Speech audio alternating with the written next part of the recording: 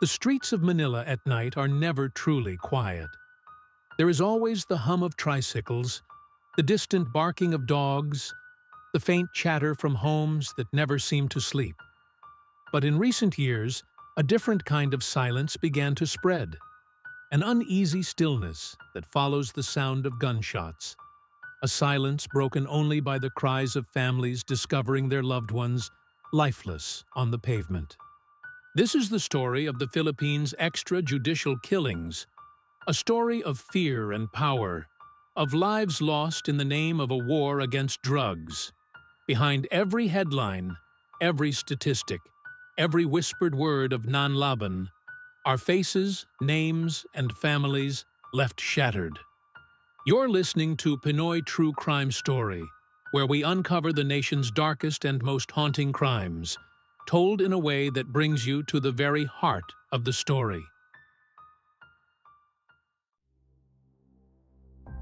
The Philippines has always been a nation of contrasts. Beautiful islands, warm people, vibrant culture. But behind this image lies a darker reality that has haunted countless families. In recent years, the words extrajudicial killings have become part of the nation's daily conversation. To some, they are statistics on the evening news. To others, they are painful memories carved into their lives forever. It began as a war, loud, relentless, and unforgiving. A war not against another country, but against a shadow that has plagued Filipino communities for decades: drugs. In 2016, when Rodrigo Duterte rose to the presidency, he carried with him a promise that resonated with many: to end crime, corruption, and the drug menace. His campaign speeches were filled with fire and anger, with vows to eliminate criminals, even if it meant filling Manila Bay with bodies. To supporters, he was a strong man willing to do what others could not. But for thousands of Filipinos, those words would soon turn into mourning cries. Almost immediately after he took office, reports of bodies found in the streets began to dominate the headlines. Some were wrapped in packaging tape, others had cardboard signs hanging from their necks with words like pusher or addict. The images were shocking, reminiscent of scenes from movies, but this was no fiction. These were real people, brothers, fathers, neighbors, left lifeless under the dim glow of streetlights. At first, many believed these killings were the result of police operations gone violent.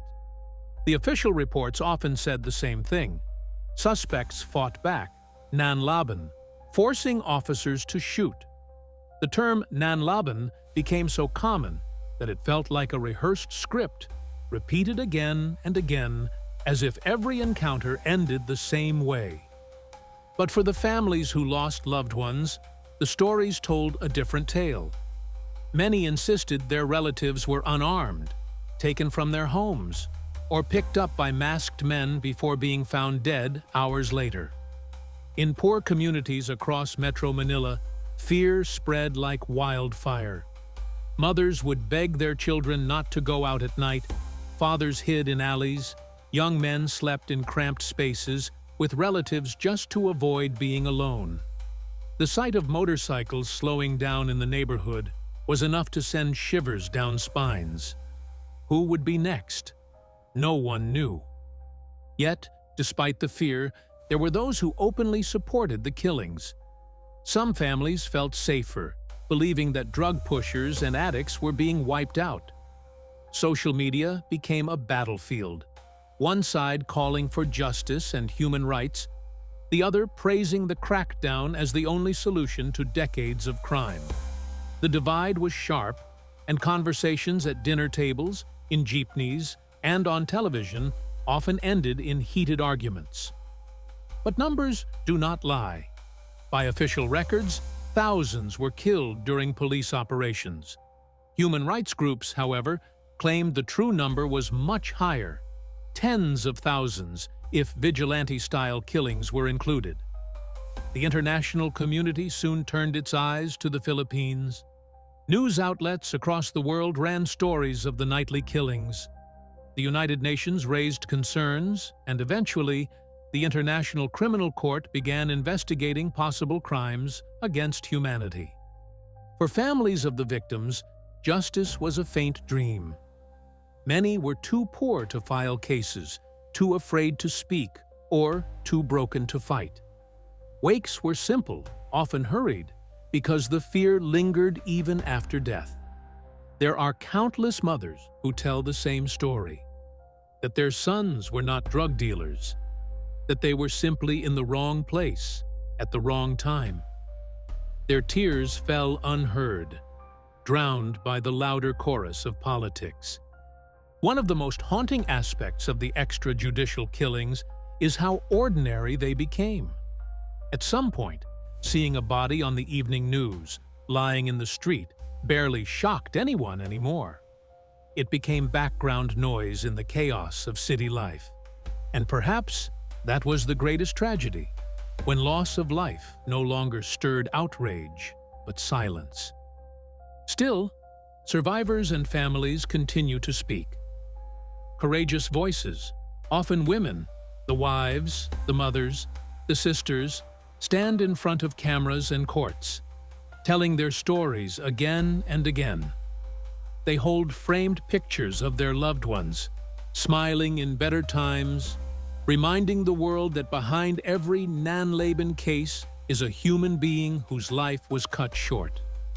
Years have passed since the height of the drug war, yet the scars remain. Some communities still live in fear. Children grow up without fathers. Widows continue to struggle to make ends meet. The war promised safety, but for many, it only brought despair.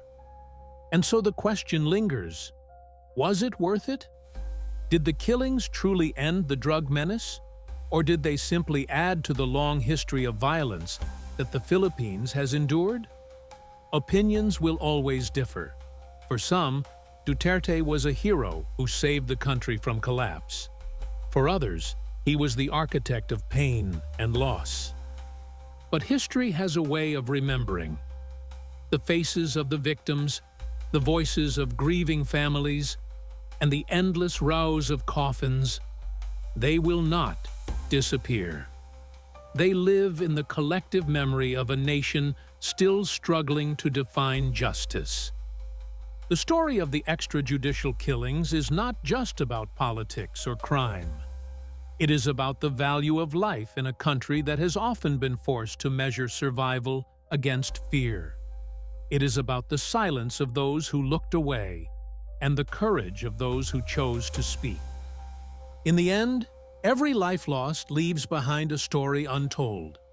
And as long as there are those willing to listen, those stories will not fade into the darkness. The story of the Philippines' extrajudicial killings is not just about numbers, not just about politics, but about people. Ordinary lives cut short, families left to pick up the pieces, and a nation still asking if justice will ever truly be served. As we close this episode, may we never forget that behind every statistic is a face, a name, a family, and their voices deserve to be heard. This has been Pinoy True Crime Story. If this episode moved you, don't forget to like, share, and subscribe so more people can join us in uncovering the Philippines' most haunting true crime stories.